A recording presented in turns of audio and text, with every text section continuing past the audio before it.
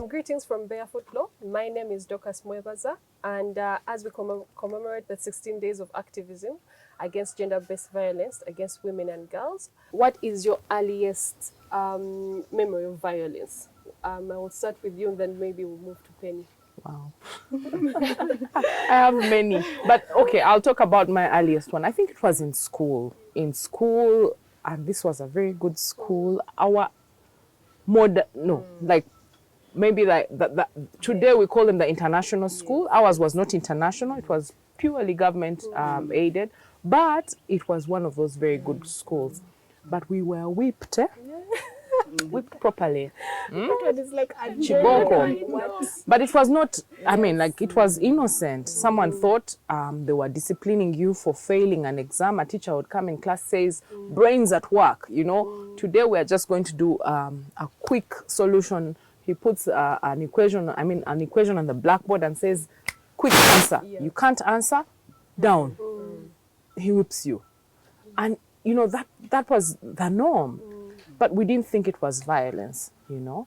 Really? Growing up in a home where that was not done, my earlier upbringing was not in Uganda, but when I moved to Uganda, I was put into the proper Ugandan system where if you didn't get certain grades, you would be beaten for them. So if you got 90 in this exam and then you got 83 in the other exam, you would deduct the 90 and the 83, and those were 7. So now imagine those who had 10 or more.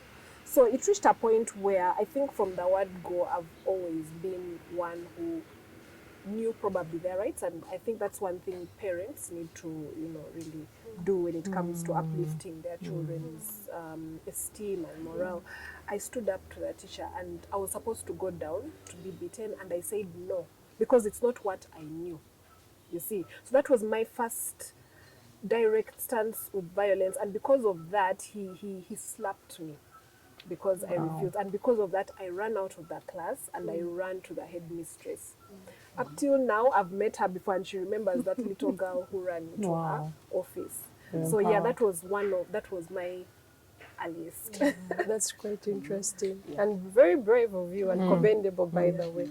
Alan?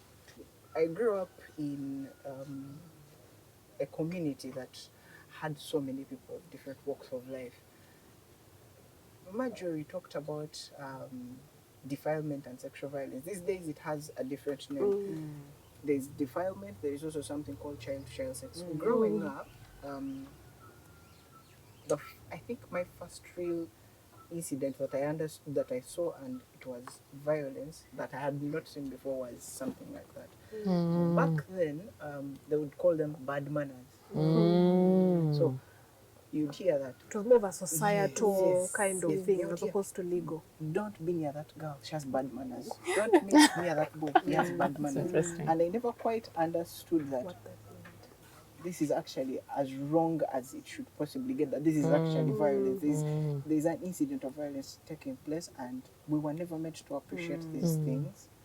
But I think that's my earliest memory. Of course, thereafter, my eyes opened a bit to even other things, hearing a neighbor screaming out in the night because they're having a physical fight, or somebody yelling at his wife, or the wife yelling back at him, stuff like that. But that, if I look back, that's the closest I can get. Thank you so much, Alan. I think it's very clear that we appreciate how far we've come about naming some of these terms and being very deliberate about identifying and explaining what some of these hard terms we call bad manners are to our children. And I think that's a very good example.